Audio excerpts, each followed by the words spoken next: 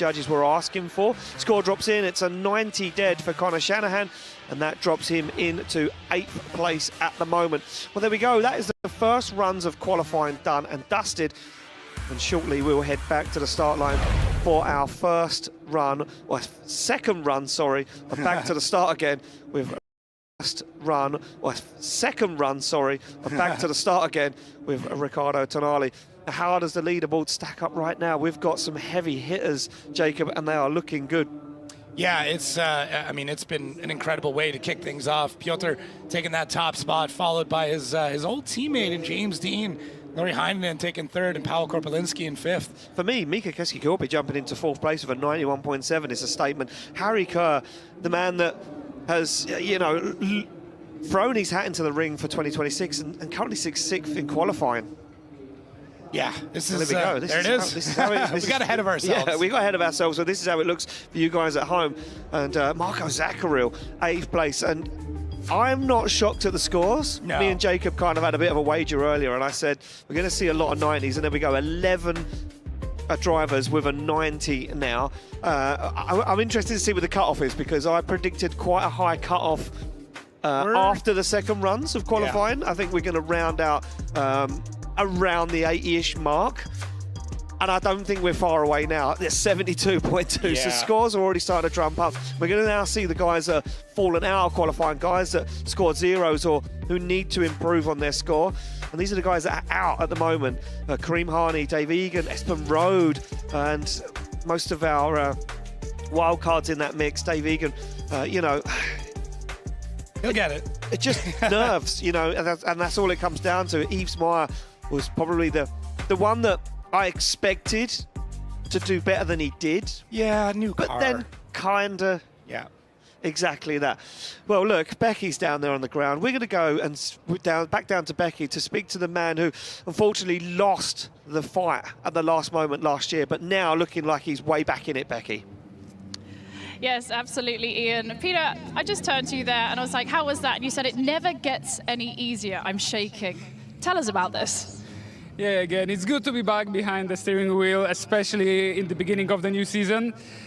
And good to be part of this sport in general, of course. But yeah, as you mentioned, starting the first qualification run is always very nervous. I'm starting to worry about many different things. Like when I was putting 3rd gear, I was thinking, yeah, many people should probably watching, and I shouldn't be thinking about it actually. But once I initiated, it was quite okay. I was happy about my run. I could be a bit more, let's say, aggressive maybe in a hairpin, but since it's a first qualification run, I tried my best just to provide a good score, and I'm happy, yeah. I mean, you should be happy. A 95.5, putting you in the top spot. That's good. That's good. I mean, obviously the end of last year didn't quite go the way you wanted it to go. So was it back to the drawing board for the team at the end of 2025? Yeah, we definitely need to do quite a revise with the car, and we need to make sure that the things that failed us are now proven, and they will be solid, and we can trust them in this season. And yeah, it looks like the car is behaving quite well. It's fingers crossed will stay like that through the competition, because it looks like we are in, so that's a good part. And yeah, now we need to focus on the second qualification round, as I always try to repeat. Yeah. Yes, you do, always. And having a look at the cars, I mean, they look perfect as always, but have you made any substantial changes between 2025 to 26? Car lost about 20 kilograms, I gain about 3, so it's somewhere, yeah. It somehow works out, right? Yeah. They pretty much behave like in the last season, which is good, because they were quite good last season. So we just thought that don't change something that works. And we'll see how it's gonna work out for us, because I know that many of the guys improve with their cars, and yeah, we need to have our eyes open and pay attention, because yeah, we don't want to stay behind. Let's talk about Vallelunga, the track. I mean, to me, it looks really nice and flowing. I've driven this before, and that little switchback is lovely, but tell us from a driver's point of view, what is it like to drift this track? Yeah, I was thinking pretty much the same before the first practice start today, and everything fell apart, to be honest. It's tricky to get into the first corner without getting too much to the inside and not putting the wheel off. Then the hairpin, it's quite tricky to balance the braking, not to overshoot it and get into the dirt, and then not to undercut it, because then you are in the you know where. And then the transitions, you need to get the speed to the second to the last corner, and this is tricky also because it feels like you are going way too fast, but you need to commit, and that's the only way to actually accomplish this corner quite well. And then the last corner, which is also a balance, because if you go too fast, you're out, and if you go too slow, can you imagine you are in? And yeah, that's pretty much a small description of this track from the inside, but overall, I hope for a good tandems, I hope for a good show, but still, we need to focus on a second run. Absolutely, Peter. I mean, I know you like your alone time now to go chill out, get yourself prepared for your second run, but congratulations. You're topping qualifying at the first run, so we'll see you on the next one. Excellent. Guys, back to you. Thank you, Becky. Yeah, well, I mean, Peter's not the only one who gained some weight in the off-season. I was just saying, you're looking a little. You've added some timber there, Jacob. I was going to say, Peter looks good with 3 kilograms. He does. Yeah, he looks bulky. He looks. Yeah, he's bulked up. Me and you both. Yes, we're all bulking. That's what we're doing. That's what Don't it's ask called. when cuttings happen, though. Well, there we go. Tricky, but flows. And yeah, I mean, I didn't really take that in consideration. That initiation, it kind of looks from our perspective where we're sitting, and probably you guys at home, that when they initiate, the car just wants to stay on that outside line. But I guess it's off camber, so the car automatically wants to wash onto the inside. Right. And now looking at it from out the window of the commentary booth here at Vallelunga, you can see it. And yeah, I mean, it does take commitment, especially outside zone 8. It's all about that commitment. Fire the car in, keep it on throttle, keep it absolutely dialed. And there we go, our crew just finishing off, resetting the circuit. So we are ready to rock and roll. Speed. Yeah, I mean, a great entry into that. Well, there he goes. Full commitment all the way across the line. Yeah, and our track staff here at DriftMasters once again back and absolutely on form, absolutely on it, incredible. We're back on the line though. Riccardo Tonali from Italy, from Milan, a 63.5, find himself at the moment in 36th place. The cut-off as it sits is 72.2, so keep an eye on those scores. They will be coming up on your screen as Tonali fires in his turbo V8 180SX, puts that car into outside zone 1, fulfills it lovely, now picks up 2, looks for 3, shallows up the angle but makes it work as he comes down the hill, big speed, flicks up some dust, catches a bunch of understeer. All the understeer. Stands on the throttle, completely misses in a 5. Now has to try and rebuild it as he puts the wheel over. Big commitment into 8, but it doesn't pay off for Tonali. He stands on the accelerator looking for that final outside zone. Makes it happen. It's across the line for Tonali, but I'm not sure if it's going to be an improvement. No, it's tough. Definitely tough there. Caught so much understeer through that section. The car's just not compliant. Yeah, and I'm already hearing over my headphones that that is going to be an unchaseable run. Yeah. Which, I mean, I understand. Just you never. It's so hard because you never want to see anybody go in. No, we don't. We certainly don't, because we love all these guys and we love chatting to them. We like looking around their cars and looking at the builds. And, you know, they bring, they're such great personalities. They bring such a good crowd of them. It will be a 0 on the second run for Tonali, unfortunately. And that will be the end of his weekend. But unfortunately, you're going up against the best of the best, so if you want to prove yourself, you have got to really throw down. A 61.5 on the board for Michel Landolfi. At the moment sits in 38th position as the anti-lag fires and his BMW E36 2JZ 900 horsepower slams through the gears. Taps to the handbrake for initiation. Very straight line, not what the judges are looking for, but nevertheless, it fills all of outside zone 1. Now opens up the throttle, looking for 2 and 3. Fires down the hill. It's a very shallow transition for Landolfi. Gets on the throttle for 5. Now starts to work his way, connecting the dots down the hill to tricky outside zone 8 as he flicks it. Will he keep the commitment? Stands on the accelerator and he does make it work as we get a tire fire erupt from the back of that BMW. Still on fire now as he fulfills all and part of outside zone 9 across the line, as that rear wheel fully engulfed in flames. Yeah, here's fingers crossed. We've got somebody with a fire extinguisher waiting for him as he comes back around. It just shows the wheel speed he's got going, that's for sure. He's 88 miles an hour.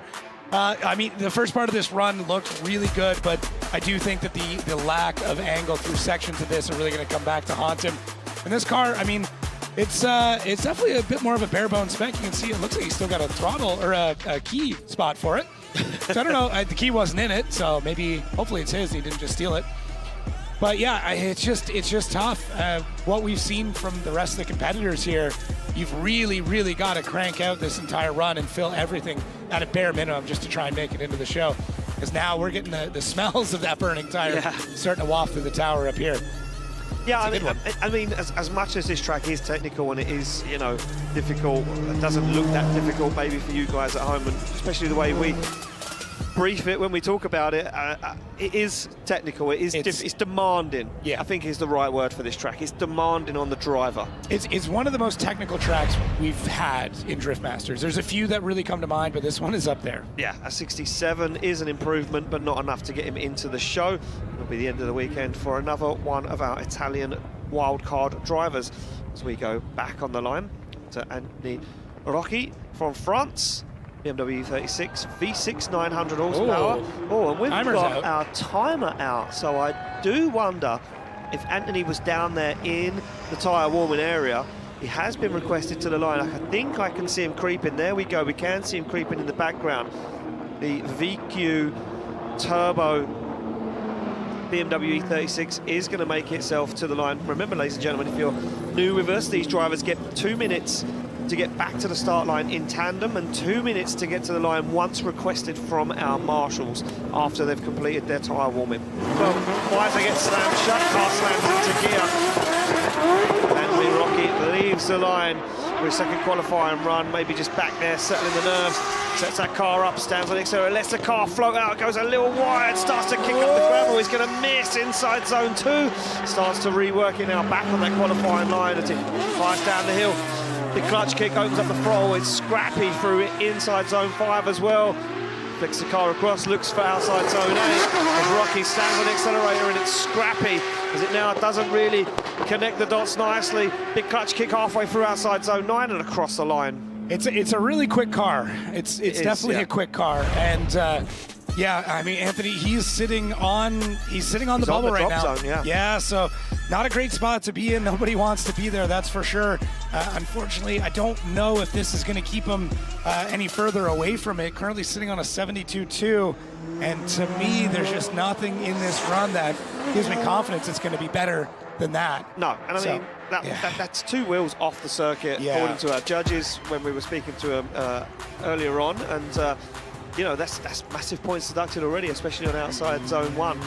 You wonder, with that delay coming up here, what all was going on, why was that the case? There's no way it has anything to do with the VQ. Those things are indestructible. So it must have been something else. Wow. Big VQ guy. I've become one. I've become a believer. Become a believer. Listen, someone wants to build me a crazy LS, then maybe I'll become a believer in that too. Hey, but this is not the time or place to be shouting out for free parts. Yeah, all right. But no, just going wide through those sections. You know, and it's a beautiful shot. The gravel in the air. I mean, it's stunning. But it's just not what the judges are looking for. Wrong sport. Yeah, I mean, this isn't rallycross, unfortunately, and we like to keep our cars on the tarmac between the white lines, and if you're dropping wheels over the edge of the circuit, you are off that qualifying line. It is a slight improvement, a 73.7. Unfortunately for Anthony Rocchi there, it won't be enough. Maybe at the end of qualifying as he puts himself up the order. You're up to 29th now. 30th at the moment. 30th, now, yeah. So once we've done Manuel Vaca, that now moves Manuel Vaca to the drop zone. This M50 Turbo or S54 Turbo BMW E36 gets himself into that first outside zone, pedaling that car though around that first outside zone, maybe loosening the car up a touch as he fires down the hill. Gets himself into 4, very wide, very, very wide. He's going to miss inside zone 5, and that's going to be huge points deducted as he couldn't get that car slowed down enough. And I do believe he may have took some grip out of this car to make it a little easier to drive. It looks tough there on outside zone 8. Final outside zone coming up for Manuel Vaca as he stands on the accelerator across the line. It's got to be a tough choice for a lot of drivers. Do you make an adjustment, or do you just, you're like, okay, I already know what it's going to do. Maybe I can try to change the driving, or do you go, hey, let's make it easier to drive. Throw a couple PSI in it or something like that, stiffen up the suspension just a touch. It's tough to say. You're not going to make a massive change like gearing, but a couple of small adjustments could be the case. But yeah, it definitely seems and feels different than his first run, but maybe not different enough to really overcome it. So 72.2 right now, he's sitting on that bubble, and he went real wide there through 5. Very wide. I mean, if it was an outside zone, he would have fulfilled it. But well, and we talked about this, that like that hairpin could have potentially been an all outside zone. It would have been a very different layout in this track, but it's something to think about. In the future? Maybe. We're coming back. You So. just want to come back for pizza and pasta. Just admit it. Dude, the aubergine that I had at lunch today is enough to come back here. Well, there we go, ladies and gentlemen. You know what encourages Jacob Gettins to an event, and that is the food menu for lunch. A 75 drops in for Manuel Vaca, drops himself into 30th and knocks down Mads Anderson and Anthony Rocky into the drop zone. Incremental gains is what it's all about right now. Yeah, exactly that. We go on the line. Mads Anderson now from Denmark gets the opportunity to try and gain some more points. The 72.5 is the cut-off for qualifying. What can he do? BMW United 2 M3 Eurofighter V8 turbo underneath the bonnet with initiation, but he's very shallow on outside zone 1. Just then starts to creep the rear wheel higher up on 1 as he opens up the throttle dials on a little bit more angle outside zone 3. Big flick across the circuit, but huge handbrake drag. Stands on the throttle, down on the foot brake as well to make sure he collects inside zone 5. As Mads Anderson now down the hill, flicks the car back across the track once again, fulfills all of outside zone 8. Pilots his way across, looks for the final outside zone. Anderson on the throttle, just about tickling the wheel in the zone and across the line. The amount of smoke that car pulls forward, it's got to be a little frustrating as a driver. Shakes his head, yeah, it's not. Yeah, he's not super pumped on that one. It felt all right. Like from up here, it seemed like it was okay. Initiation was maybe a bit longer than what he wanted, and then immediately on the left foot brake to hold that car back. So, yeah, interesting. Really interesting. I don't know. I would be happy with that run. I don't know why he's that frustrated. Yeah, but I think for us looking on the outside, those small mistakes that we spot from the outside probably feel like huge mistakes in the car. You know, those small add-in angle, the foot brake, the handbrake, you know, all those corrections he's making to keep it where it needs to be. He would have known that in the car that it wasn't the cleanest run, and he would have said, I needed to improve on a 72.5, and yeah, maybe I'm going to grab a few more points, but is that going to be enough to round out qualifying as all of these guys now start to work this track out a little better every turn? Yeah, it came out of 8 just a bit early. I mean, maybe not as deep through 9, a bit too much left foot brake, but I don't know. It felt, I don't know. I still think it's going to be better than his first run. Well, we'll see. 73.7 is a slight improvement. Judges look over just a little bit. They're like a smidge. A smidge. We're talking a smidge. I'm more, I don't know, giving than they are, I guess. You certainly are. We go back on the line to Łukasz Jastrzębski from Poland, an 88.5. Well, he's currently sitting in 14th place, and that seems like a good place to be. As we say, these guys are all going to start improving now as he comes off the line in this Alfa Romeo Volce V6 bi-turbo, 620 horsepower. I mean, it doesn't sound like it should do the job, but it certainly does, and it looks like it's a very nice car for line driving. So he lets it wander out for outside zone 3, down the hill, big handbrake drag, stands on it nice and early. As Łukasz Jastrzębski now looks to thread the needle down this narrow part of circuit, fulfills all of outside zone 8. Looks for that final transition back for 9. But this track absolutely dialed as a line driver. It just lacks that little bit of impact style. Yeah, I think the angle is probably the big one for me, where like he's doing it. He's doing the thing. Yeah. He's getting around the track. The car is drifting. It's just, it doesn't feel like he's really letting it all hang out. And that's the difference between someone who's going to be in the top 5 and someone that's going to be sitting in 14th. So it took me a second. I thought something went wrong with the car, and I realized it's just the line coming out, the flour that we put down for that, or chalk in this case. But yeah, it's another very solid, clean run all the way around. Just not having that impact, not having that style. I mean, the car is stylish itself. Yeah, I mean, it's an Alpha. It's got to be stylish. But the driving, I feel like I want to see him huck it a bit harder through transitions. I want some more angle out of it. I want to be on, I want to be standing up. I want to be super, super excited about it. And that's the only part of it that isn't quite there. Other drivers have gone through this same issue. Yeah. And it's the hardest part about drifting. I didn't realize how small that car was, but he's nearly got the whole car in the zone. Yeah.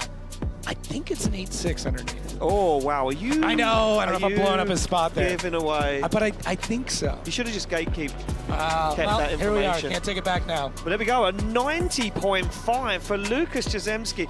The line driving, I think, is the key. And 0.5 off. He's a very good line driver. 0.5 off. There we go.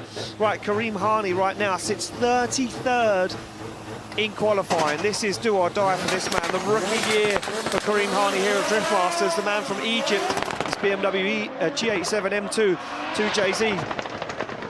900 horsepower being unleashed right now on circuit. Left foot brake lockup in outside zone 1, trying to keep the back end where it needs to be as he now gets himself in to outside zone 3. There's some mistakes creeping in already for Kareem Harney as he dials on the angle. Big steering corrections as he comes through inside zone 5. Upper gear he goes, and a big clutch kick as Kareem Harney looks for outside zone 8. Gets out of it a little early though. Stands on the throttle, looks for 9. Big transition back. Oh, and he wobbles massively across the line.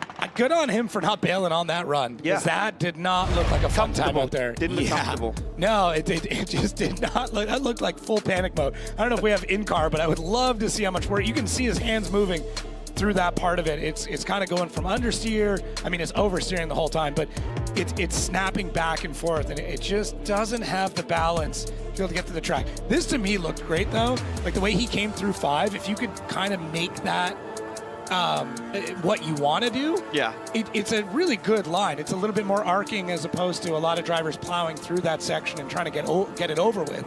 But the rest of the run, like he's on throttle, that car wants to go forward, and you can see it through here. Watch, he's on throttle. That car, I wonder if the back is soft enough that it's picking up the front end enough, and he's completely losing traction in the front.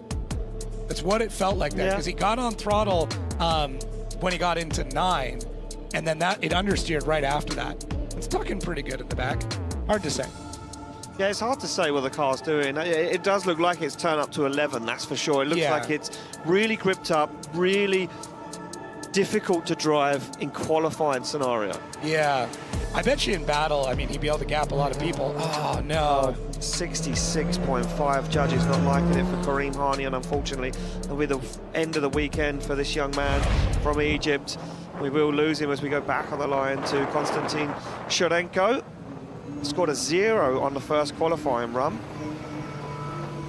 So work to be done here as he slams the visor closed, puts the car into gear, teaming up with the Shanahans this year, Trinity Racing and the Shanahans teaming up for 2026. Big stall up on initiation, but sets himself nicely for outside zone 1. Now starts to pick up the pace as he works his way down the hill in to outside zone 4. Big stall up there as he works his way around for outside zone 5, but makes it work as Shurenko now fires into outside zone 8, stands on the accelerator, comes out of it a little early, and unfortunately now can't be coming out of these zones early, especially with the scores creeping in as they are, and wheel tickling the line.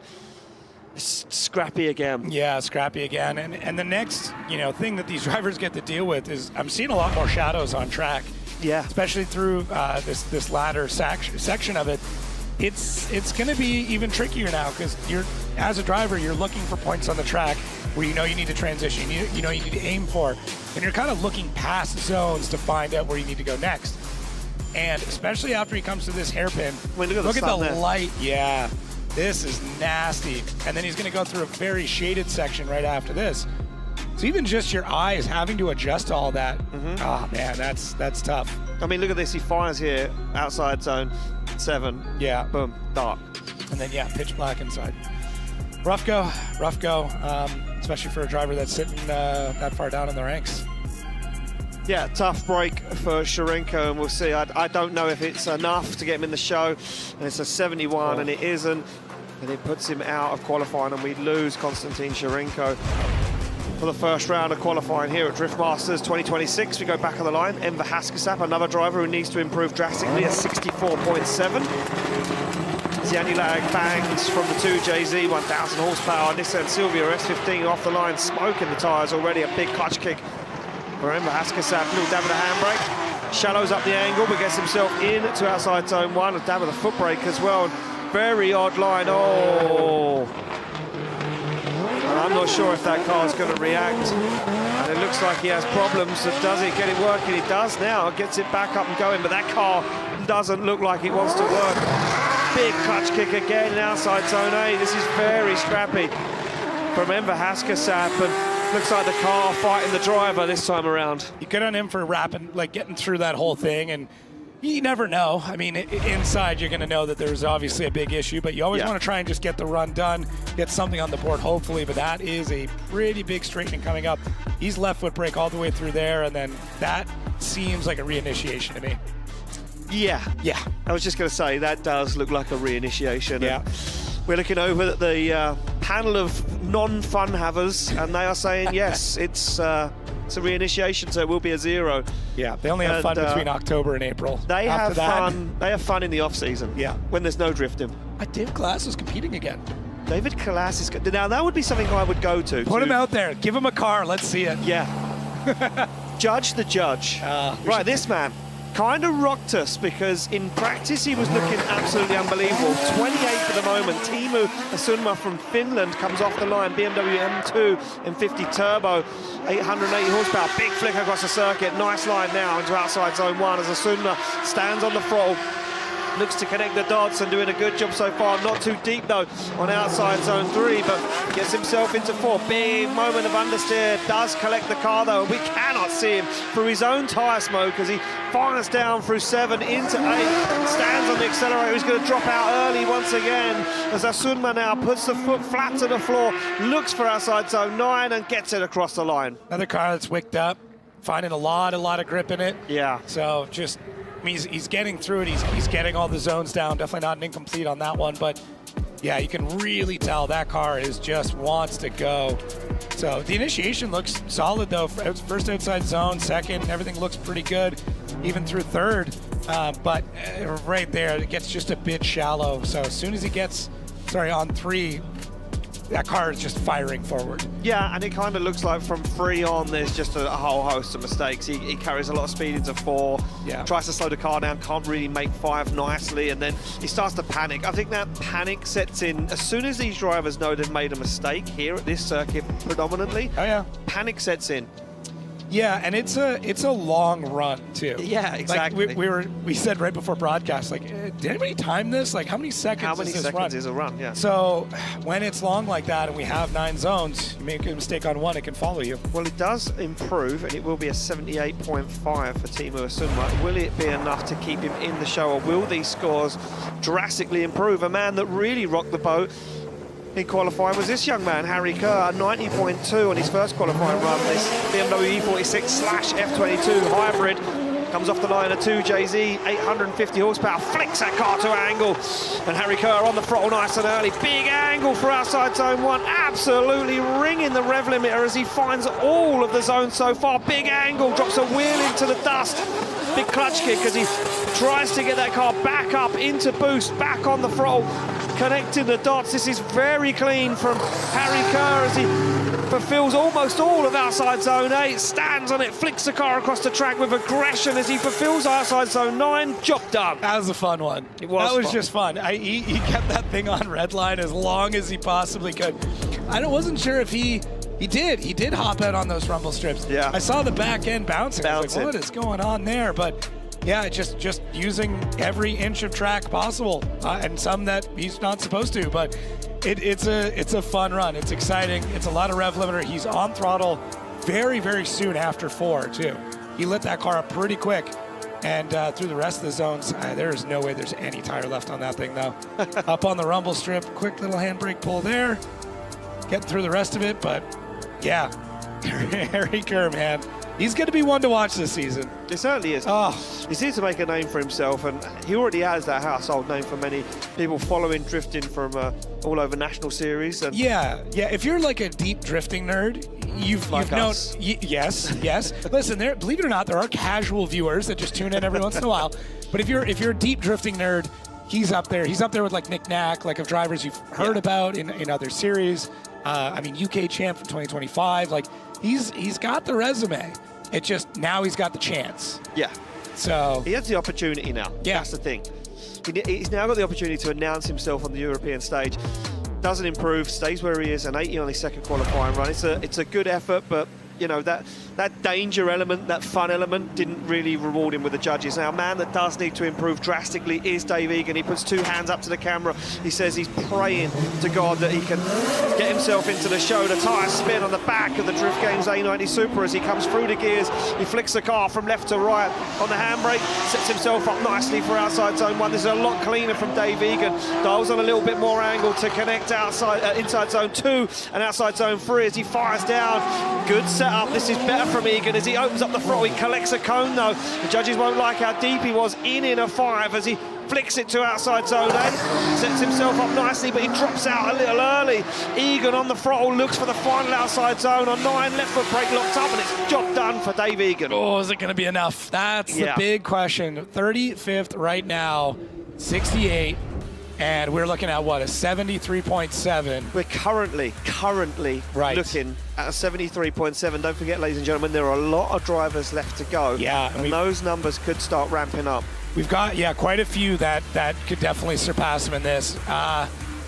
It's good.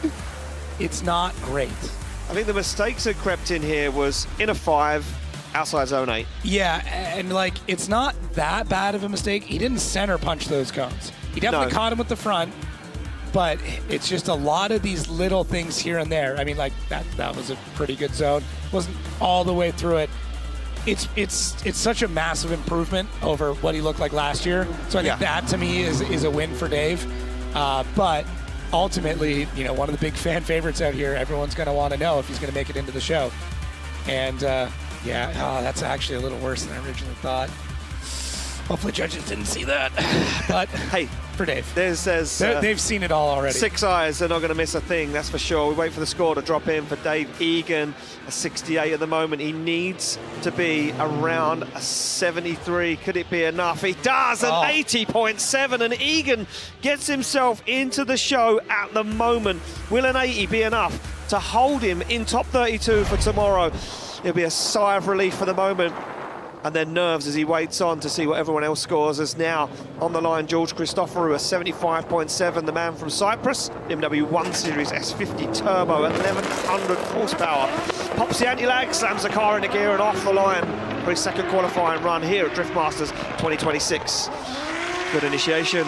Nice line into outside zone 1, now starts to work the angle, and you can see him just turning the wick, turning the angle to navigate himself through inner 2 and out 3, but he's gone super wide. He is absolutely blown through outside zone 5 and now has to really start to connect the dots. This needs to be impeccable for the rest of the run, as George Christoforou does a good job on outside zone 8, the very difficult part of the circuit. Stands on the throttle, drops out on 9 a little early, and it's across the line. It's trying to find that balance in the side bite of the car. We talk about a lot of, you know, forward grip is something we talk about a lot, but the side bite is really what kind of came back to haunt him here throughout a lot of this run.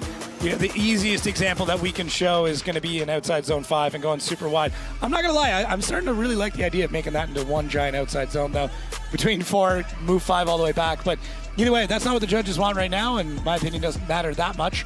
But wow. I'm just saying. It's round 1, man. I know. We've already given them a hard time, and it's round 1. I've complimented David already. That's my one for the day for him. But for George, it's just the car doesn't want to comply when he wants to slow it down at angle. It does a great job when it's forward bite. It does a great job in transition.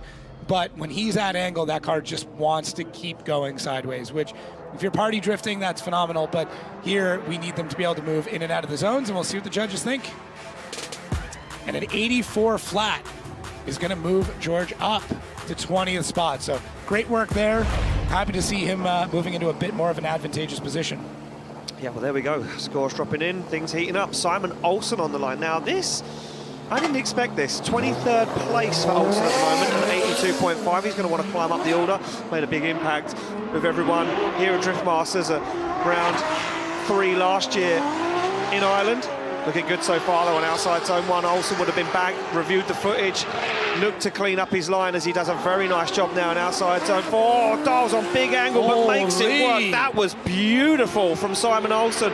We definitely like that as he fires down the hill, but will the judges like it as he gets himself into outside zone 8? Did he fulfill it all as he looks for the final outside zone? Good transition back as Olsen stands on the throttle across the line. That was a nasty outside zone 5. That was so Is that sick. the key? That was Did he just crazy. Did he just find the key to the safe and open it? I mean, listen, the best drifting is when they look like they're about to do something wrong and they don't, right? And that's what it looked like. I thought he was spinning out. I thought he was spinning out on initiation. I thought he was spinning out in outside zone 5, and he pulled off both. That's a ton of angle through 1. It's way more. Now, the other zones, he's a little bit shallower, but he picks up so much speed. He's got to slow it down all the way through, and look at this. He is completely at lock, does a fantastic job through 5. That is going to be interesting. He's got to have one of the higher angle scores. Maybe, see, the hard part is like, look through here. There's almost no angle through that section, but then bam, left foot brake in that transition to get that car to snap around though. Yeah, just about keeps the wheel in that zone as well to the end. Couldn't see it from the drone shot. We were clouded by the smoke. But nevertheless, a very good job there from Simon Olsen. I mean, golden buzzer moments for us, we loved it. Yeah. As a fan, as a drift fan. Technicalities are what plays into it, though, and that's what scores you points here at Drift Masters. And this shot, absolutely beautiful. Can you imagine if they just like said, okay, you get to pick one driver that gets to move on no matter what? All right, let's see how it goes. Wow, a 92.5 for Simon Olsen. What a way to jump up the order, and what a way to make your announcement as a full-season driver here at Drift Masters for 2026. Incredible stuff. Back on the line, Yves Meyer, a 0 in this incredible Toyota GR Yaris 2JZ, 930 horsepower. The man from Switzerland will be looking to get a score on the board as he absolutely fires off the tyres off the line, flicks that car into initiation, very shallow angle as he now starts to dial it on around outside zone 1, through inner 2, shallows up a little bit more, now flicks the car to angle. This is where we went wrong last time. Can he keep a hold of it? He certainly can as he stands on the accelerator. Yves Meyer working his way through, flicks it to outside zone 7, puts it into 8, and this looks absolutely controlled for Yves Meyer right now. Could he prove everybody wrong and bring a brand new chassis and get himself into the show straight away? Certainly looks like it. We always say don't test it round 1, and some people don't believe us, but Yves Meyer looked a lot better on that one, obviously. I mean, it was very strange to see the first run that he had, but this one now, he's back. He's definitely putting down this run in a phenomenal way in a vehicle he does not have a ton of seat time in. Car looks great too. It's so strange to see a vehicle with such little overhang a Yaris move around. It just a Yaris looks crazy. It does. It looks so neat. It's like, oh, I want a nice little commuter to take me to the office. By the way, it's got 1,000 horsepower and slings around a track like this. Great combo. Unbelievable. It also shows how phenomenal of a driver he is, that he can jump in something like this. It's so different than the Supra. And I mean, we're not taking anything away from Yves Meyer when we say, he's struggling, and he has struggled in the past in the Supra. We're not taking it away from him as a driver. We know he's an incredible driver, but the machinery that he has chosen, past and present, haven't been the easiest chassis to yeah, he trains with a weight vest every day. That's all he does. He's like, cool. He's got a refrigerator in his bag full of beer. Yeah. And he's running around. Here we go. Score drops in. A 77.7 drops Yves Meyer into 30th position. Here's a score on the board. And I do believe that I am being told that it looks like our 32 is set. So who is in is in. Well, we will find out if that is true as we move through. We go back on the line. So Nasser Al-Habali comes off the line in this Nissan 400Z V8 supercharged all the way from El Salvador, now residing in Dubai. As he opens up the throttle, Nasser Al-Habali looking good. It's the car where it needs to be for outside zone 3. Fires down the hill. Big decel, sets the car up on the throttle. Pedals the car though, almost loses some angle. Really has to get back into it. As Nasser Al-Habali now struggles to fire that car where it needed to be. Very nice line though in outside zone 8. Looks for the final outside zone. Habali dials on the angle, on the foot brake and across the line. It's not that I like correcting you, but a small correction. Dave Egan is in. Anybody that's below him right now is still possibly getting knocked out. So there's enough drivers locked in now. But anyways, just letting you know. Okay. Not the full top 32 quite yet. Right. A driver that, I mean, doesn't have to be concerned about that because he is in this. He is Nasser. in. Yep. I'm a little concerned, though, with the way that car stalled up. It just didn't seem right when he came through 4 and 5. It's like, maybe not that it shut down, but just it loaded and didn't want to take off. Yeah, I'm interested to see what happens here as we follow the drone and slow that drone footage down to see what he did. So he's on throttle fairly early as soon as he comes out of 4. I think he backs out again because I think he's going to, he thinks he's going to come up a little early. Got it. He does, look. Yeah. And then when he gets back onto it, he's like, I haven't got the momentum. I'm not flowing to outside zone 7. Yeah, just at the wheel 6, speed. sorry. So, I mean, at that point, all you can kind of do is clutch kick the car, try and get some more RPM back in it, and hopefully it breaks free. And not break something. Well, that's the other part too. When you've got that much load on the tire and that much grip into it, if you clutch kick, there's a good chance there's an axle that's going to be, looking for a replacement. There we go. Some slow-mo coming down that hill. That shows you the elevation a lot better. Yeah, it does. It certainly does. Yeah. We walked here yesterday and we were very surprised at how much the track changed from what we'd seen, on other videos and. Looking at track maps and stuff like that. So interesting to see. Score drops in an 86.2, a slight improvement there for Nasser Al-Harbali. And he jumps himself slightly up the order to 17th position. Go back on the line to Nicholas Bertens, who is one step ahead of him with an 86.5. Nicholas Bertens from Latvia in the H2K Eurofire V8, 1100 horsepower, screams off the line. This man has been upsetting DRIFTMASTER's championships for many years now as a wildcard driver. This year said that he wanted to compete in a full championship as he fires through very wide on outside zone 3. Look at the pace as he comes down the hill, dabbing the handbrake, setting that car up. This is incredible for Bertens right now as he's looking to rock the top end of the championship as he fires through left to right into outside zone 8, fulfills the whole zone right to the edge of the circuit, back across for the final outside zone. The drone keeper can't even keep up. Oh man, he is so fast. Eurofighters in general are just known for being absurdly aggressive cars. I checked out the engine bay today and I'm like, it looks military grade. Yeah, it's all the bolts, the biggest intake I've ever seen in my life. A throttle body you can put your head into. And they just want to make as much horsepower as they possibly can. And man, this car is quick. It's just so incredibly fast. It's a great job getting that car floated out through 4, back on throttle, and then I don't know if his foot left the gas the rest of the run. He throttles through so many sections of this track. And even through 8, I don't think he lifted. No, I don't think he. I think he made a slight adjustment to speed to make sure he wasn't going to fall off the circuit. But man, what a drive from Nicholas Bertens, the young Latvian, 21 years of age. And as I say, been rocking up as a wild card for many years at the Riga event that we all know and love so much. And this season said, no, I'm going to come back and I want to do a full year. And 88 drops in a slight improvement in score, but not in position. He stays where he is for the moment. Bertens up there as we go back to Clint Van Aert, who is currently 31st, so bordering on the drop zone. And this man would love nothing more than to climb up the order. A big change up for 2026. As Clint Van Aert off the line all the way from the Netherlands. The handbrake drag, sets himself up though, dials on the angle, turns up the wick as Clint Van Aert now looks for that inner zone deeper than anyone else. At inner 2 and 1 on outer 3. This is looking like a very nice line for Clint Van Aert. Can he keep hold of it? He can. Almost a correction, but stands on the accelerator and makes it work as Clint Van Aert now starts to feel the confidence and the trust in the car as he opens up the throttle. Oh, drops out of outside zone 8 a little early. Looks for the final outside zone on the foot brake. Clint Van Aert, job done across the line. And I'll tell you one thing I can say. There's a man who has made some huge changes in the off-season and looks so much better in qualifying. Yeah, 100%. As we talked about, qualifying has always been his demon that he's had to battle. When we get into head-to-head, he is a maniac, and he just, very rarely is there anything left of the car by the time we're done. But for some reason, just gets in his head. Yes, nemesis has always been his qualifying. Yeah. It's so sad to see because, again, another driver that we know is more than capable of being on this grid and deserves a position on this grid. But unfortunately, just the last few years had this mental block when they pull to the line for qualifying that they can't shake, Jacob. And I think that's been something that Clint has worked on in the off-season, and now he's shaken that monster off of his back. I hope so. He's in the fight. I hope so. I mean, it's going to be interesting to see if he's able to make it into top 32. He's in 31st right now, 77.2. There is a couple of drivers still sitting on zeros that are coming up. It is possible. Wow. There it is. What an improvement. An 82.5 for Clint Van Aert. Jumps himself up.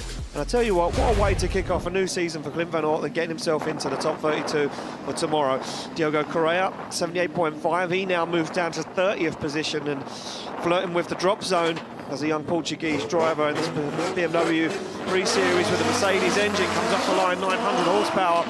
Rips through the gears as Diogo Correa has all of Portugal supporting him.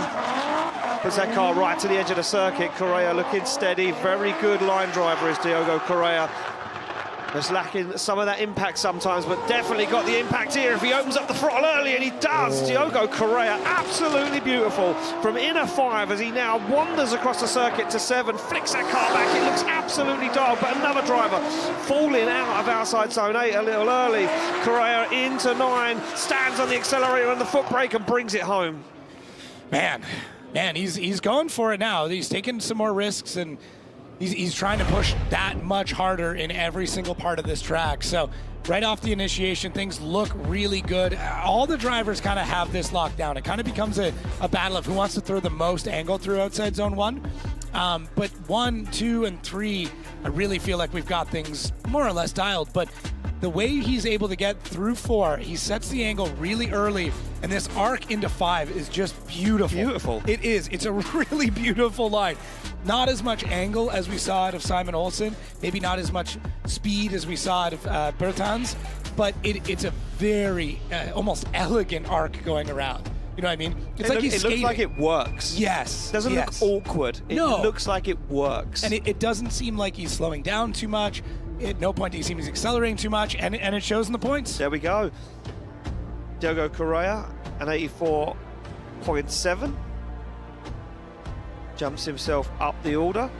And good job there from the young Portuguese driver as we go back on the line to David Spossop, who we mentioned earlier, Jacob, looked like this was comfortable to drive. It looked fluid. What did he do right now? He's currently sitting 21st in our top 32, so looks like he's safe at the moment, but we'd love nothing more than to jump up the order as the Polish driver puts that car to the edge of the circuit. 2 JZ-powered Nissan Silvia S15, works his way around inside zone 2 and out of 3. Down the hill, can he now get on the throttle nice and early? I think these guys have got it worked out, Jacob. This now becoming rinse and repeat for a lot of these guys as Spossop really starts to apply the pressure, fires the car in to outside zone 8, left foot brake locked, but he puts the car where it needs to be. Final outside zone coming from David Spossop as he puts the car right to the edge of the circuit and across the line. It's incredible. Yeah, the game is just being leveled with every single run as the driver's feeling more and more comfortable, and maybe even seeing what the other competitors are doing and learning from it. You got to remember, these drivers, they study all the runs. They will go and watch everybody. Yep. And they'll spend the entire practice that they're not driving watching everybody else. Spossop looks so good. Another driver that makes this section of the track much better. Yeah, like he's on throttle. Yeah, early. In a spot where we're kind of become accustomed and a little bit jaded to just handbrakes of dragging all the way through. And he does do that at a section, but he does an incredible job of getting around and staying on throttle. Like, man, Spossop, I got a feeling he's going to be moving up the order here. Yeah, I feel it too, Jacob, and the score drops in, and he will. It's a 90.7 for David Spossop, and looking very good, this young man. Been really turning the wick up year on year here with DriftMasters. We go back on the line to Benedictus Cherba in this incredible BMW G42, 2JZ, 900 horsepower. Mr. Cool, Calm and Collected as always, the visor closed, no looking at the camera. Spins the wheels and off the line goes Benedictus Cherba. There's a 90 on the first qualifying run. What can he do? An 85, sorry, on the first qualifying run. What can he do right now as he works his way around? Dab of the foot brake, puts that car across the circuit. Oh, drops a wheel onto the grass, but makes it work somehow. As Cherba now fires down, that's a big mistake for Cherba coming in to inner 5. Once again, drops a wheel over the edge of the circuit. I think this was a do-or-die run for Cherba. He's out of outside zone 9 across the line. Scrappy, fell apart towards the end. It was a bit of a mess there for Benedictus Cherba. Yeah, Churba, I mean, he's got a great run all the way through this. The left foot brake on initiation is something we're starting to see a little bit more often now, too. Drivers wanting to get that rotated around and using that pivot point to do so. And a great line through the rest of it as well. I mean, Churba, yeah, sitting on a 90 from the previous one. Sorry. No, it's all good. My handwriting's terrible, too. He's I don't know if this is going to be enough to beat that, because that first run was incredible. There was too many mistakes creeping in. He completely missed all of outside zone 9, and for me, this was a huge mistake. Yeah. This is off-roll. You know, he's trying to come in backwards, trying to replicate what we see on the last 2 runs, then cuts across the circuit. He's almost triangulating the track at that point, and that's not what the judges were looking for. And just clips. But he's trying something else. Yeah, he's just trying something new. Yeah. But at that point, you're almost making that hairpin, that inner 5 from 4, 5, and 6. You're making a triangle, and that's not what we're looking for. Right. As opposed to more of a teardrop. Perfect arc or a teardrop. Yeah. But now we'll see as the sun now very quickly setting here. Yeah. At this beautiful facility. Oh, so a 0. Oh, interesting. So judges saying that on the hairpin. Unchaseable run. Wow. Yeah, unchaseable. Not able to follow going into the hairpin, and this is the problem. We go back down the order to 29th position to this man, Kevin Pascotti at 79.2 on his first qualifying run. As he comes off the line, brand new build, a 2JZ Toyota GR86 for 2026.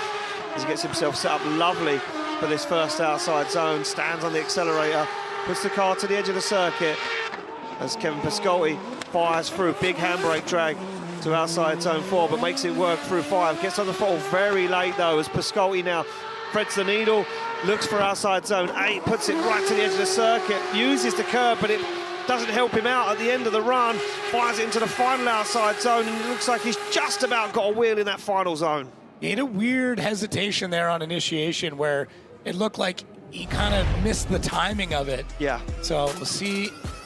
Goes through, and then right there. Yeah. See, that's the handbrake. Yeah. Yeah, the car should be swinging back over, and it doesn't. So he's got to grab the handbrake at the last second. And the rest of the run, he's able to collect kind of his feelings and get back into the battle quite well. But that is a big handbrake pull without a lot of angle to add to it. We would have liked to have seen him kind of swing it over a bit wider. And then as he starts to flow through this section of the track, when he gets to 8, you can kind of tell. Gets up on the curb, back on throttle, and it kind of just pushes him back out. So, yeah, he almost had to ride that curbing a little bit longer than what he did on that run. And now you can really start to see how that light and the sun coming down is going to affect these drivers.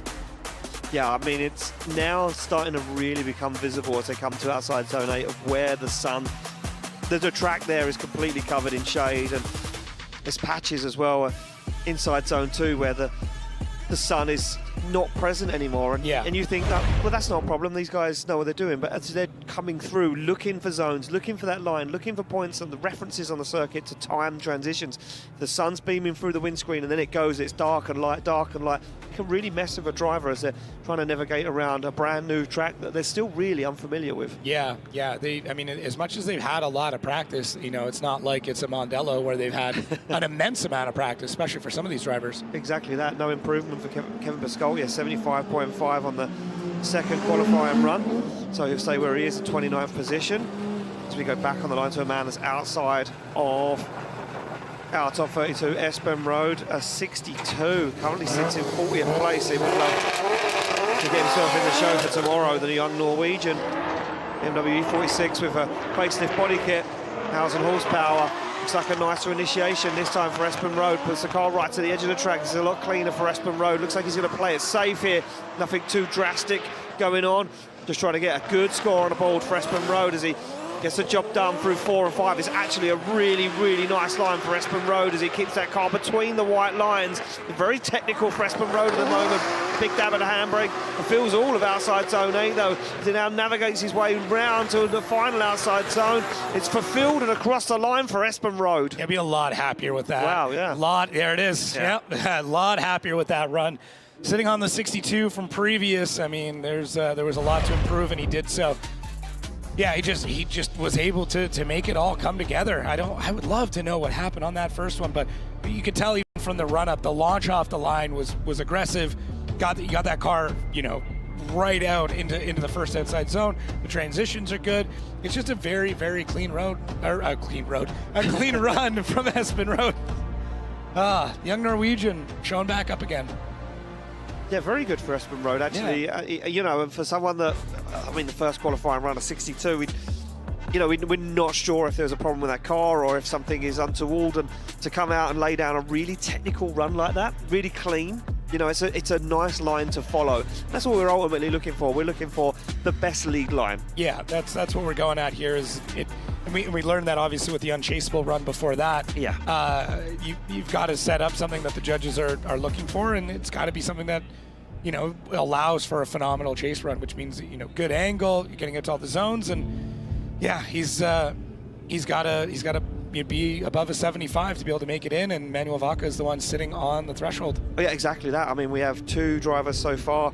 Who will we? And it is an improvement. It's an 84.2, which puts Espen Road in the show for tomorrow. Unfortunately, we lose the Italian Manuel Vaca out of his home race.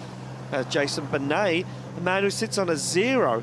41st position, looks pumped now. This young man last year was absolutely phenomenal. We loved his driving style and what he brought to the championship, but now needs to make it all happen as he flicks in this Subaru BRZ 2JZ right to the edge of the circuit, stands on the throttle, dials it in, turns up the angle a little bit more as he fires through the circuit. Big handbrake drag into outside zone 4. Can he get on throttle nice and early? He can. A big clutch kick as Jason Benet now looks to transition that car from 7 to 8, dials it in, all of outside zone 8 for field. And this is a lot nicer from Jason Benet, the man we've all come to know and love. Final outside zone for field for Benet. Well, he's on the board, that's for sure. He got that run down. This is a much better representative example of what we saw last year, what we saw in practice, and what we would expect out of the young Frenchman. This is a good run. A little more left foot brake than I would like to see through it, but now that shade, that darkness is creeping in all the way across the track. The shadows are getting long, and it's becoming a different surface again, but maybe one that's just a little bit more friendly for Jason Benet. Yeah, look, some of these drivers might have wanted a little bit of a cooler circuit to put their qualifying run down on. Others would have liked it, really hot and sticky. But Jason Benet doing a very good job there as we see the replay. We're making his way into that final outside zone, dialed inside the car. Look at that, sets the car to angle, absolutely full tilt. I was like when they wear white gloves because I can see where the hand movements. Yeah. I recommend drivers don't wear white gloves because the judges can see that hand movement too, but I like it. Yeah, look at him locked in. Can we zoom in any further, please? Straight into his eye. Yeah. Real eye shot. See the reflection. Well, Jason Benet could take Yves Meyer out of the show right now. Yves Meyer on that drop zone of top 32. Jason Benet will need a score more than a 77.7. And judges deliberating this one, I do believe. No, score drops in, an 89.5 for Jason Benet, drops him into 16th place. And that knocks out Yves Meyer off the big show tomorrow here at round 1, DriftMasters 2026. Well, so that is it. Our top 32 is set. Only now can positions be changed as Jakob Kroll, who is in 22nd position, would love to move himself up the order. A brand new livery on the same old car, but Jakob Kroll, that impeccable lead line as he locks the foot brake through outside zone 1, now starts to look a little bit more cool, calm and collected as he fires down to outside zone 4 on the throttle nice and early from Jakob Kroll. And once again, another driver that's got that inner zone 5 absolutely worked out as Jakob Kroll flicks it to outside zone 8. It's incredible. Can he fulfill it? He can. He just about tickles the white line as he gets across the circuit to the final outside zone. Jakob Kroll fulfills it, and it's job done for the Polishman. I think that outside zone 5 is going to become crucial in tandem tomorrow. Yeah. Because drivers that really check up there might invite a bit of an accident, and if they're decelling too much and the chase driver hits them, they could be at fault for that. So drivers that are having a great time getting out to that spot on the track, they're at a massive advantage in the lead as well. So yeah, it'll be interesting. But yeah, Jakob Kroll, he's back on form here. It's maybe not quite the one we saw in Poland. No. But it's the momentum from that last round is definitely fueling him here as now we sit in Italy. Yeah, certainly is giving him, you know, a little bit of fuel. Maybe, again, it's been a long off-season, and I think a lot of these guys who didn't spend the off-season in the garage, building the car, working on the car, some light maintenance, they can get the seat time maybe, and it's shaking off those cobwebs, you know, getting that rust out. 88, dead on the board for Jakob Kroll, gets himself into 19th position. And as we say, our top 32 is locked in right now. We are just doing position changes. A man that would like to go a little higher up. I would think so. Dwayne McKeever, the Northern Smoke Machine, a 90 on his first qualifying run, but now sits in 13th. He would love to climb up the order and challenge the top sitters as he fires through the gears. Wayne McKeever straight onto that perfect outside line. Look at the angle dialed on as McKeever absolutely flies through outside zone 1 in a 2 and out of 3 as he puts that car right to the edge of the circuit. On the throttle nice and early, drives the car through 5. McKeever's on an absolute flyer right now as he puts the car to the edge of the circuit. A little left foot brake, I haven't seen one there yet, as McKeever fulfills all of outside zone 8, stands on the accelerator, looks for the final outside zone. McKeever wants it more than anyone. Oh, there's that top qualifying. That was an incredibly intense run. I think here we go. that if the line through 4 is better than anyone else's, that could be way up there. But let's look at the replay. Yeah, I mean, style and angle, it's got to be up there. This is the type of driving that we expect out of the Northern Smoke Machine. He goes big at every single turn, and I think he produced more smoke than any other car on track. Yeah, it'll be interesting. It's a great line. He's barely even on the track. He's that deep in the zone. It's just a long handbrake pull. But the judges are also more or less forgiving it because it's still a decel zone. Let's see here where he is. Yeah, and he pumps that thing. Oh, He just, man, he's so good. and He's the so good. downshift, the little dabs of the handbrake, gets to 6, bams it up a gear. What a drive from McKeever. This is absolutely phenomenal. Yeah, and he's done better adapting now to a sequential as well. I believe, I can't remember what round it was, but I remember he didn't quite get the sequential in gear last year, and it ended up breaking some stuff. And he's got it locked in now, though. He's learned. He certainly has, yeah, and a man accustomed to driving with that G-force transmission, that H pattern, 4-speed transmission. Now really getting to grips with this 2JZ powered 180SX. It looks so good. McKeever on an absolute flyer. It's a 95.5, and McKeever steals the top spot from Wiancek at the moment with a 90 on his first run. I mean, wow. Yeah, I agree. 100%. Oh, and we have drama on the start line. And look at this. Boytalaxco with oil pump failure. Oh, wow. We are hearing after the burnout box. And we can see down there our start line Marshall Martin taking a look at the car. And I'm not sure whether that's a dry sump system on the car. Boytalaxco, I mean, visibly aggressive. I'm just looking through car stats to figure it out. I remember they said they had an alternator issue in practice. I'm wondering if it was actually a belt issue. Oh, man. The hand on the head, though, that's never a good sign. No, and we can see there's some back and forth there between Juha and our start line Marshall Martin and our technical team down there. You can see we're going to get that car dragged out of the way. And not sure what was going on. At the moment, an 83.2 can't be knocked out. Yeah, he's still in the show. Would have loved the opportunity to move himself higher up the order. 26th place at the moment is where he'll reside. We go back on the line, though, to Kuba Pashkonsky. Yeah, so we jump ahead to Kuba Pashkonsky, who's drove past Boytalaxco and looking ready to rock and roll. 10th place for Pashkonsky, 90.2 on the board. Feeling good, says he loves the track. He loves everything. He's always happy, this man. There's always a smile on his face. Puts that car, though, right where it needs to be now. Will Pashkonsky climb himself higher up the order? This is very nice on outside zone 1. In a 2 and out of 3. It's Pashkonsky there just dabbing the foot brake. Comes down the hill for 4. Can he light it off nice and early? Can. This is incredible. This is another guy who's going to be challenging for the top as Pashkonsky puts it deep onto 6 and 7. Flicks it across the track. Wide on outside zone 8 as Pashkonsky looks for that final zone. Deep into it goes Pashkonsky. The Polishman is absolutely flying. The best part about 2-run qualifying is that if you're locked in the show and you know it, you just go wild. You go ham on that second run.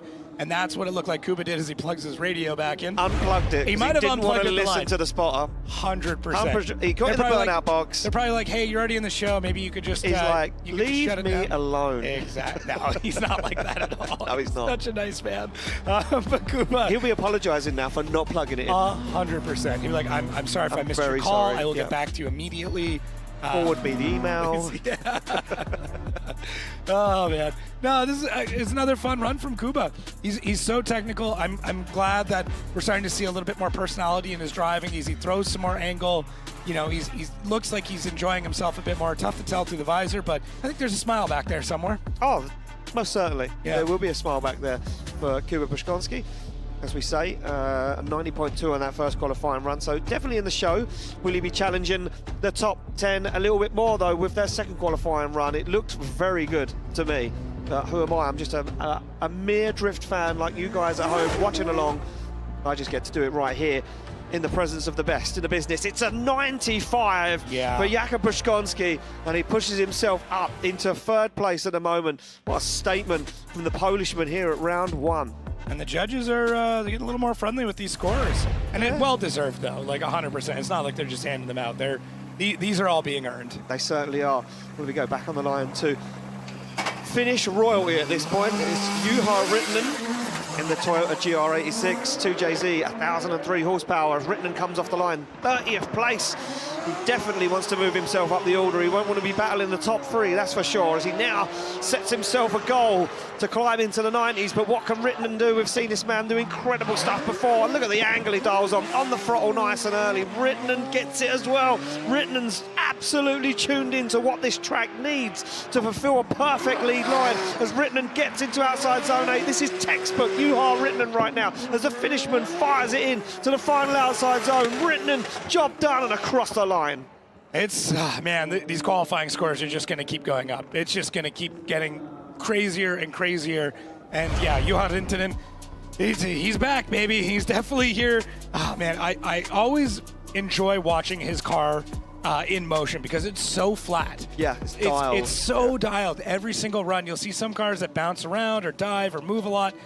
He's always got it in such a great balanced state where it shuffles a little bit here and there, but realistically, that suspension is just so well tuned all the way through. And he runs his car, I mean, it's kind of body low, but it's still very low to the ground. Yeah, it is. Yeah. I like the body low. Yeah. You like it? You don't mind that? It's a very good look, yeah.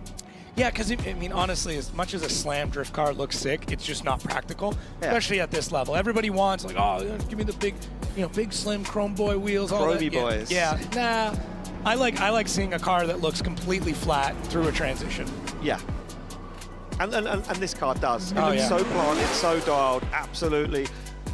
It looks like it goes exactly where Juha wants it to go. Yeah. The score drops in. It's going to be a 92.2 for Juha Rittinen. Another man has climbed himself up the order inside the top 10, and the scores keep climbing here at round one. These guys are not messing around. Jarkko Juhla down in 26th at the moment with an 83.7. So Jarkko Juhla from Finland. Toyota Chaser JZX 100, 2JZ 900 horsepower, comes off the line, flicks that car where it needs to be. Big car to be firing around as well. Jarkko Juhla fulfills all of that first outside zone, deep on inside zone 2 as well. As he puts that car down wild, flicks up some dust, carrying a lot of speed. Will he miss in a 5? And he does, carrying a hell of a lot of speed as he comes down to outside zone 4.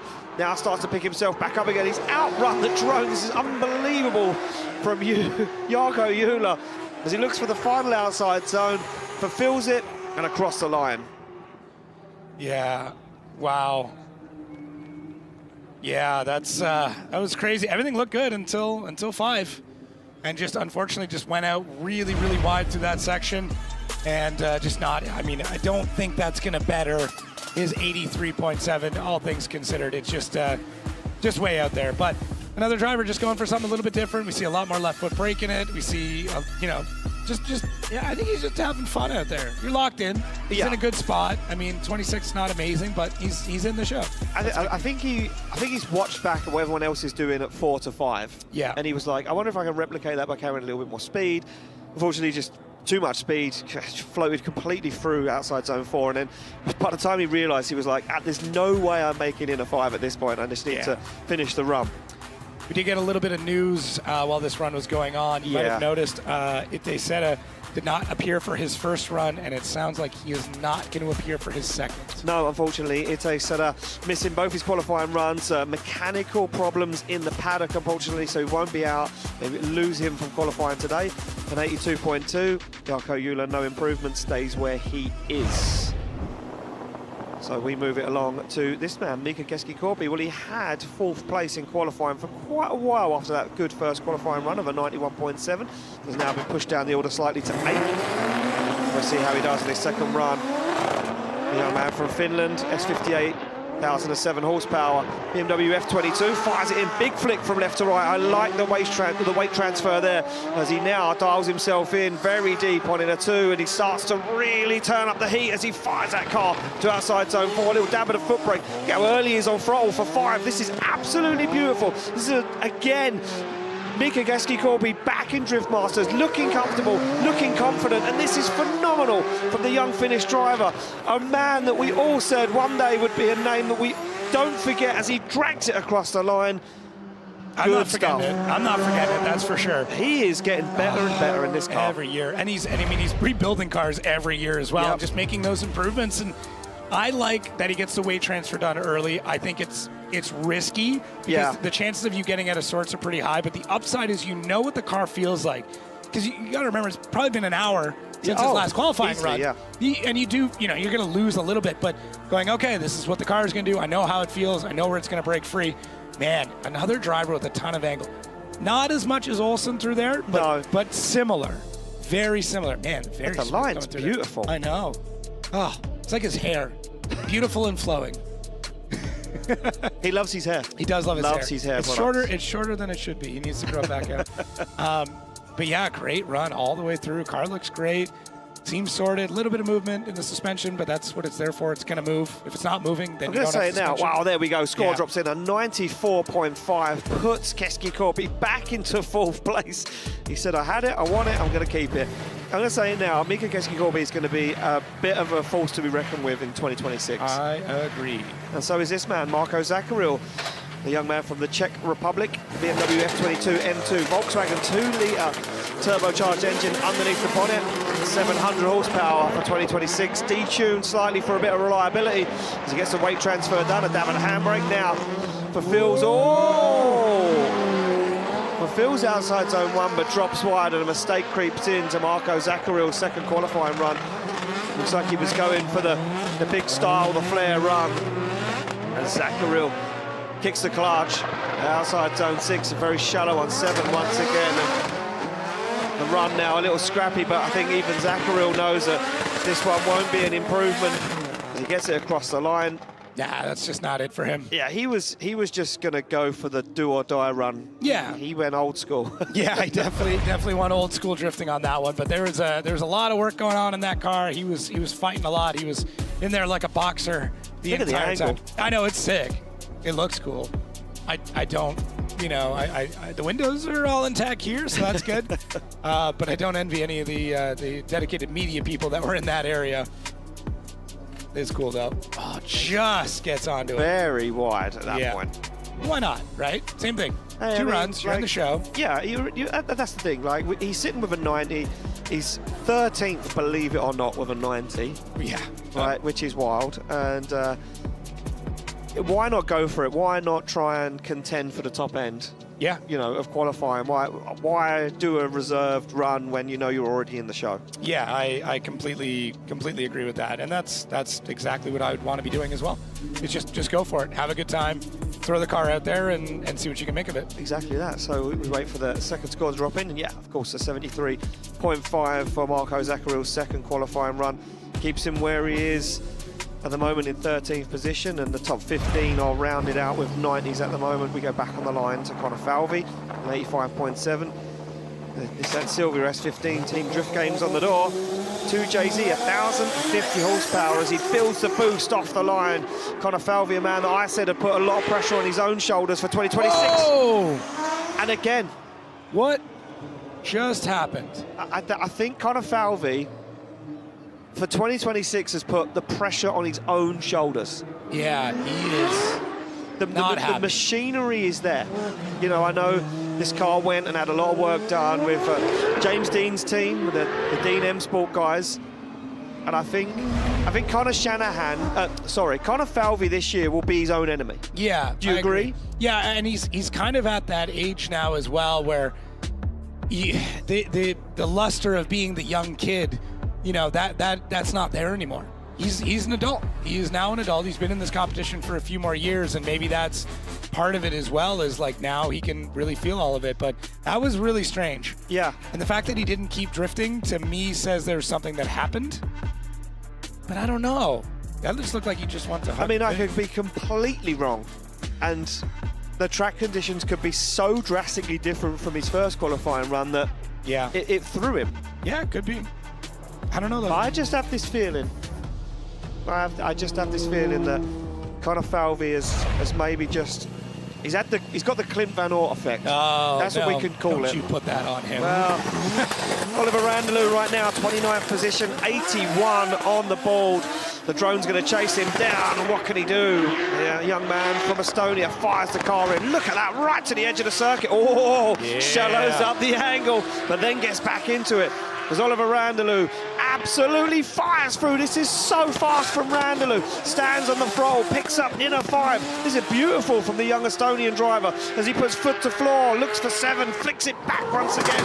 As Oliver Randalou out of outside zone 8 a little early, but he'll try and resurrect some points from outside zone 9 as he puts it deep into the zone and across the line. That's a heater run. That's a heater run. Man. That was fast, but that was closer to what we saw him do in practice. Yeah. So maybe that first run was his phone in, and now he's back to absolutely shred this. He gets it way wide out there. That's going to be really interesting when someone's got to chase that as well. It's all completely legal. He can use up that lane. That's totally fine. But that car is gripped up, but he's still hucking a ton of angle in a lot of spots. Look at this, out left foot. We're seeing a lot more left foot brake on transition. Have you noticed that? It's like, maybe it was happening last year as well, but I feel like we've seen it significantly more than previously. But it looks good. It's a great way to get the car to fling it out without having, like, in a short period of time, right? If you want to snap to angle really quick, handbrake pull wasn't that long. Maybe could have been deeper for a touch longer. I'm just grasping at straws here. Wow. 91. 91. 10 points gained for Oliver Randalou. And again, looking good, looking rock steady. Go back on the line to a man that is looking very, very good. Laurie Heinen, a 92 on the board. Gives the thumbs up, shakes his head, says, I'm ready to go, slaps the car into gear. Laurie Heinen, Finland, 180SX, Dodge NASCAR V8 945 horsepower. What has he got? Puts the car to the edge of the circuit. Heinen dialed in. Look at that, absolutely locked on angle. As Laurie Heinen fires it to outside zone 3, a little wobble, flicks that car, big angle down the hill. He's carrying a load of speed. Can he pull it off? How did he carry that? How did he do it? As Heinen fires it across the circuit once again. Heinen into outside zone 8 with a big clutch kick. Looks for the final outside zone. Laurie Heinen, the champion. Can he redeem himself in 26? This reminds me of 24. Like, this level of driving reminds me of Larry. In no regard. Yes. It seemed like in 25, he tried to dial it back a little bit and keep everything running. He felt the target. Right. But in 24, he drove, it was scary.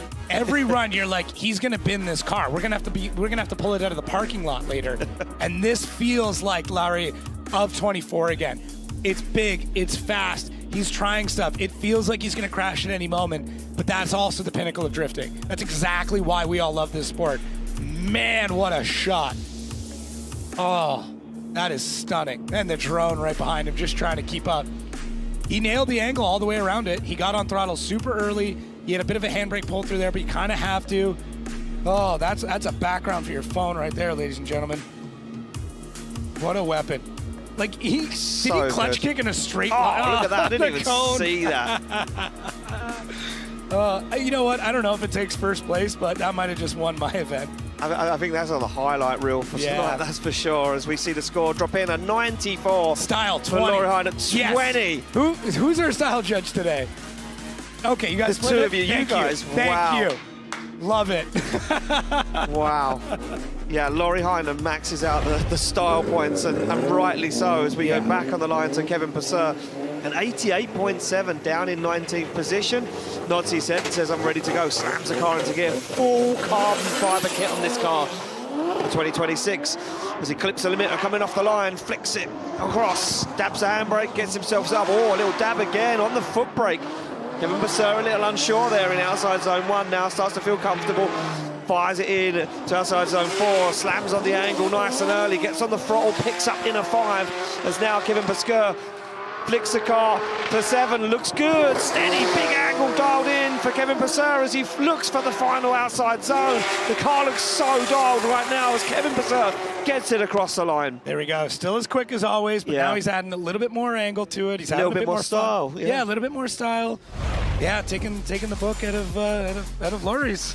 So it's good. It's good on him. It's another driver that kind of needs that little bit of a wake-up call when it comes to style. He can be pretty technical. He can do everything the judges ask for, but we need him to do what the fans ask for too, and that's the difference maker. But this is good. This is good. A few mistakes here and there, but I would say it's a progression from what we saw before. 88.7.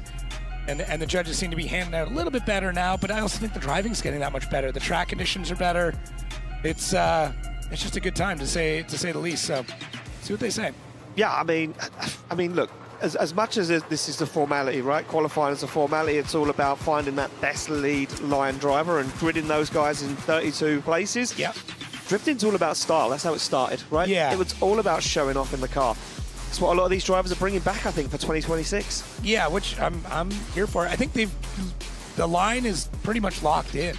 So the next thing is style and angle, and those both go hand in hand. So judges taking a pretty good look here right now to see how many wheels he went off. Yeah, definitely. That's what the judges are looking at right now. A score drops in a 91.7 for Kevin Purser, and a huge improvement. Moves himself up into 9th place at the moment. As we go back to the start line, it's going to be James Dean, a 93.5, down in 6th at the moment. And James Dean sits on the line, thumbs up, ready to rock and roll. But what's James Dean got to say about it? Right now, I feel very excited going into the new season. My favorite thing to do is put on a show for the fans. So I want to be aggressive, I want to chase hard, I want to do big angle lead runs, and just put on a show and hopefully get on the podium. Put on a show, throw on some big angle, put on a show for the fans. I mean, he's done everything else. Well, I mean, So he's now got a it's for the fans. 93.5, so he's 6th place. To top it, he's got to go more than a 95.5. Is he just going to go do or die? Is he going to throw in a run for the fans, a run for the highlight reel? We're going to about to find out, and this could be a highlight reel run for James Dean as he puts that Mustang to the edge of the circuit. A little left foot brake lock up as he comes through inner 2. Down he comes, big angle fired on. Oh, James Dean almost backwards. That is absolutely phenomenal from James Dean as he now absolutely fires away from the drone, flicks the car into outside zone 8. Dean right to the edge of the circuit, flicks it across once again as he doesn't lift off the accelerator the whole run. What a gift. Oh, 360 to end it. Not worth anything, but oh man. What a gift we all get to receive, and that's watching the legendary run of James Dean. Just anything he wants to do with the car, it seems like he can just do it. He gets on throttle, he's lit the tires up the entire way, and I really don't know if he took off the throttle more than 2% of this run. No. All the way through, he plows the hard part's going to be, I don't know if he's going to have any tires to even get back to the pits at this point. But look at this. Backwards. That's it. That's the only spot that he lifts. And look at how calm he is. And there, handbrake, and handbrake, and handbrake. Barely any handbrake. And then look at his right foot. It's just there. Buried. Yeah. It's it's just buried. Oh, man. That is absolutely unbelievable It's from James crazy. Dean. Look at the smoke. Wow. I love it. A little dab outside zone 8 stays Just absolutely full tilt though. Yeah. Dean is on a flyer. Oh, man. What a time to be alive. Yeah. It's a great time for drifting. That 93 on that run doesn't improve. 93 for James Dean, and they didn't count the 360, which is poor. Yeah. Poor from Poor the judges. taste. Yeah, Poor poor taste. We're back on the line, Pavel Korpelinski, the surgeon, as we nicknamed him last year for his clinical lead lines and those surgical battles. Yeah. What can he do right now? Brand new build, the same car. 2JZ Nissan 200SX S14, 900 horsepower. Ooh. Nice flick, big handbrake drag though through to start scoring.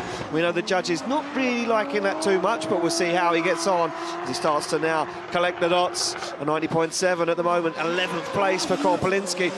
Much nicer though from 4 to 5 as Korpelinski opens up the throttle. This car looks so dialed, so easy and nice to drive as Korpelinski puts it right where it needs to be. It's predictable from Korpelinski and it's so clean. That technical line driving back once again for 2026 as Korpelinski gets it across the line. Yeah, very, very clean again. I mean, he definitely showed a lot of style at initiation. That was a big old flick out. I want to see more of that throughout the run too. I want to see that crazy transition, but it's tough when you want to be that clean through everything. Taking a risk, like flicking a car super hard from zone to zone, it's not one that he normally takes. No, it certainly isn't. He's too calculated for that. Yeah, he's so calculated, but it's a great run. It's very clean. That's the best way I can put it. There's no drama in it, which is the best and worst part about it. Yeah, it certainly right? is. I know a lot of drivers love chasing him because you just know where he's going to be on track the whole time. He's going to be quick, he's going to have a good amount of angle through the whole thing, and he's going to nail every zone. There we are. More incredible shots blasting through the smoke. Such good shots. So look at that. You can see right inside the car of Korpelinski pedaling away.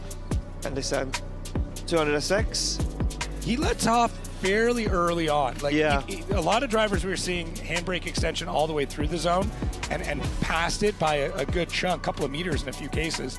But he does it through the zone, and then as soon as that line pops up, he comes off the brake. Yeah, very nice. Very nice. Judges there just deliberating the score as we await that to drop in for Pavel Korpelinski, the second run under his belt, as we start to get into the last drivers in the championship. The top three, fact, coming Big up. ones. We have Jack Shanahan up next, who currently sits on an 89.5. In a freshly rebuilt top end in that engine, just as a quick reminder. I mean, what a story that was for the Shanahans, and I'm sure we'll find out more about that on social media. A 91.5 is a slight improvement for Pavel Korpelinski, but the consistency, again, back for Korpelinski. On the line, Jack Shanahan, an 89.5, currently sits down in 18th position, but we know Jack Shanahan, historically, the second run is always the do or die. It's the show reel run, it's the highlight reel run. And here we go as he slams through the gears. Shanahan fires that car in, hardly any handbrake as he puts the car to the edge of the circuit. Jack Shanahan dials on the angle, looks for inner two and picks it up beautifully as Shanahan on an incredible lead line. But look at the angle thrown in outside zone 4. On throttle nice and early. Shanahan means this one more than ever. Smoke billows from the back of the 2JZ Toyota GT86 as Shanahan puts it to the edge of the circuit, fulfills all of outside zone 8 to the edge of the track. Shanahan fires full throttle into the final zone and across the line. Oh, man. Wow. Oh, and what a beautiful shot there with the sun through the window and the smoke in the cabin. Oh man, it's wild. It's wild. They drive so much better when everything's against them. When you've just rebuilt the car in a paddock in 20 minutes. And like, you know, they had an incredibly busy off season. They competed a whole bunch. They didn't have a lot of time to run through these cars. So, you know, there's things that they said, oh, we wish we would have got to this, wish we would have got to that. So they just, every time that a wall is put up, they have to knock it down. And when it's when life is easy that the Shanahans don't seem to drive well. And today was not easy for them at all. A couple of practice runs in our second session, which is arguably the most important part of this entire day outside of competition. But Jack Shanahan just makes it look easy. He's there. He's definitely in this conversation for a championship already. We said earlier that, like, Connor, one of the biggest people he's got to worry about is going to be Jack this year. And that's every year. No, 100%. Yeah, I mean, it's always going to be his brother. Yeah. A sibling rivalry is always going to play through as well. But this man has the same equipment. So it's just driver on driver. And the two identical Toyota GT86s, it's going to be tough this year for anyone who wants to come up against any one of the Shanahans or any one of the drivers right now, I'm going to say, in the top 10 in qualifying. Our top 10 is completely locked, but we've seen, I mean, some of these new faces are up there as well. But don't worry, we'll get to our full qualifying rundown here shortly. But Jack Shanahan with a 94.5. A 94.5 for Shanahan, jumps himself up the order into 5th position. And news coming from the paddock. A big upset already at round 1. Wiańczek won't take the second qualifying run. Engine problems for Piotr Wiańczek, so he stays locked in where he is right now. Wow, Wiańczek stays where he is locked in right now. We move it back to the line. It's going to be Conor Shanahan to round out qualifying here at round 1 of DriftMasters 2026 Rome. Flicks it across the track. Shanahan 16th. Where can he get? Where can he climb up the ladder? This is beautiful so far for outside zone 1 as Shanahan puts it across outside zone 3. Big flick, big absolute risk-reward moment for Shanahan as he now jumps onto the throttle for outside zone 6 and 7. It looks good as Shanahan looks to fulfill all of the zones. This is unbelievable from Shanahan. He goes for the final outside zone, foot flat to the floor and across the line. Your champion in fight is bringing the fight. Dude, the throttle commitment all the way outside of the hairpin. He went full throttle all the way through 8. Like, it is mental, absolutely mental what that run just was. Comes into initiation, he's barely on the track. He's scraping the edge of that white line all the way through.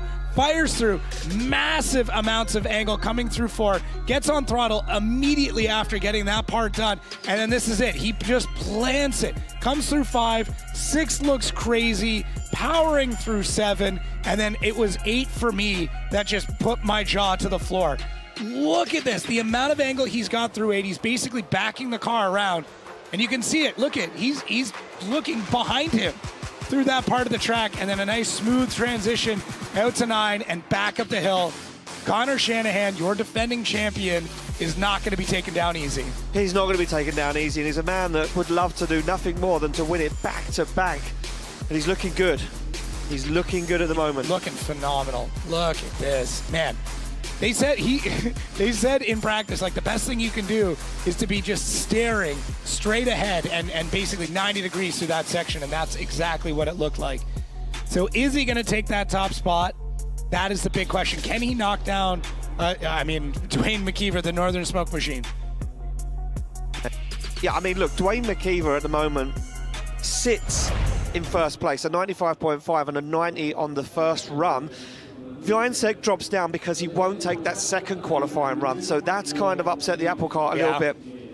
We're seeing shots of Shanahan now back into the paddock with the team, and we're waiting that score to drop in.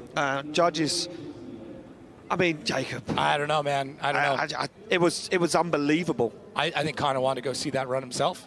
He jumped out of that car so quick. Yeah. He was like, where's the replay? Yeah, I mean, he is as well. Look at this. Shots inside the whole family. The Shanahan pits. Hours ago, these two guys thought they were both out of the show. What will he score right now? As Shanahan's score drops in. It's a 95.5! Wow. Wow! And we are locked out at the top. Both our first and second place qualifiers both scored a 95.5 and a 90. That, Jacob, is insane. This is nuts. This is nuts. This is as close as it's ever been. I'm gonna have to go back to the rule book to remember all the tiebreakers, because there's so many different scores in here that are locked up.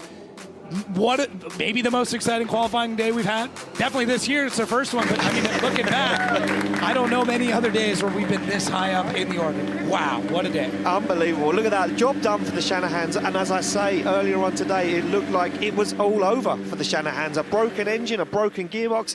Both sides of the team running around, scrabbling, trying to get it. And this is how it stacks up. Dwayne McKeever wins a qualifying here at round 1 of DriftMasters 2026, followed by his very good friend, Conor Shanahan. Peter Wiańczek, though, takes third step. Wow.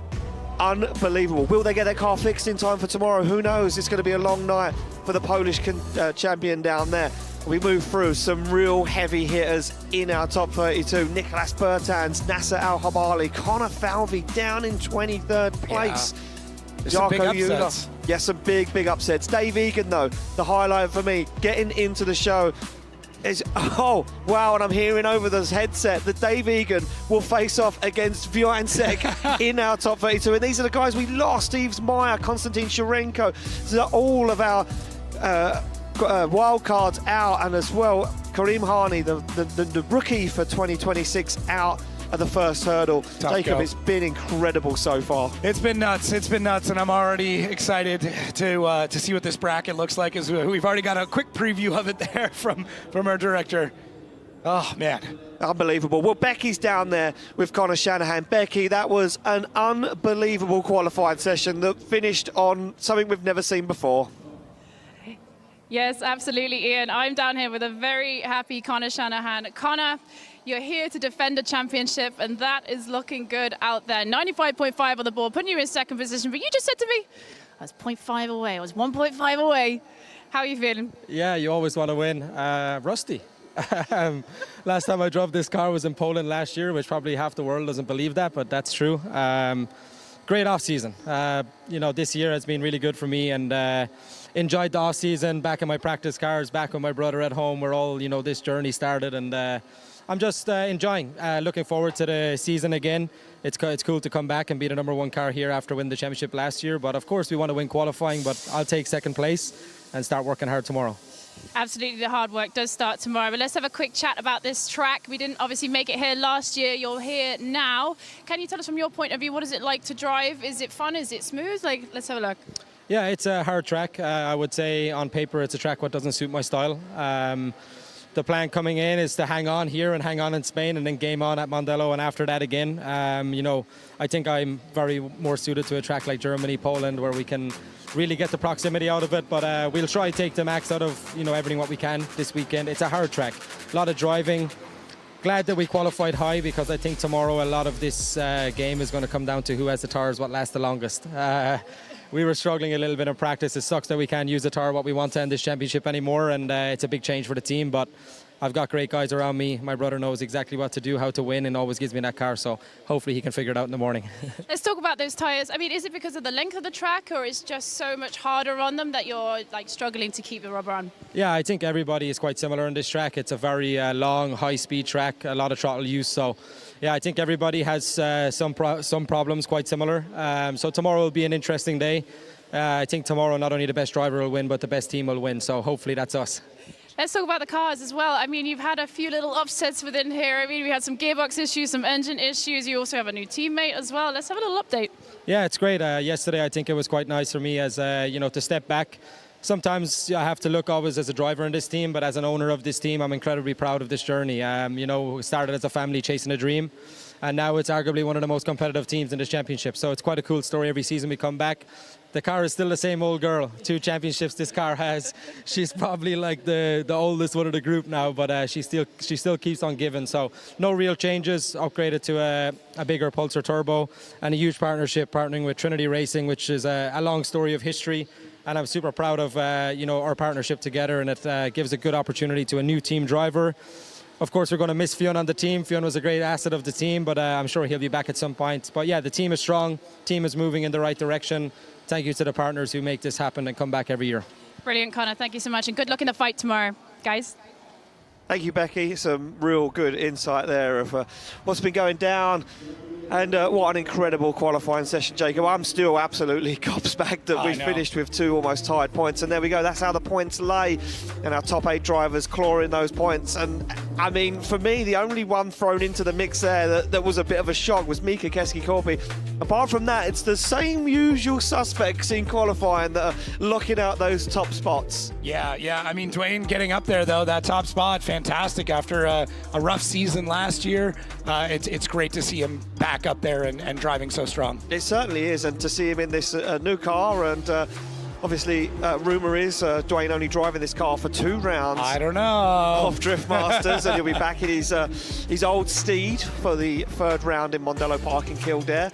But we don't know. We might see Dwayne pilot this car for the rest of the season if things go his way. But let's take a look, Jacob, at what is going to go down tomorrow. This is what it's all about, the top 32, ladies and gentlemen, and this is who's going to be facing who. And I can already see some stacked battles. Yeah, there's a ton in here. I mean, Simon Olsen, Diego Correa, that's going to be really interesting. Connor Shanahan, Kevin Piscolti, that might be a top one there. And Laurie Heinen and George Christoforou, that's going to be nuts. What about you? Yeah, Juha Ritten and Connor Falvey for me. I'm going to yeah. fire it over there. That is going to be unbelievable. But look at this. Viansek to take on Egan. Two A90 Supras. Two guys that have spent a lot of time developing them. One guy that was a rookie last year who has now got himself into the show at the first round, taking on a man that is a former Drift Masters champion. That is going to be seriously interesting.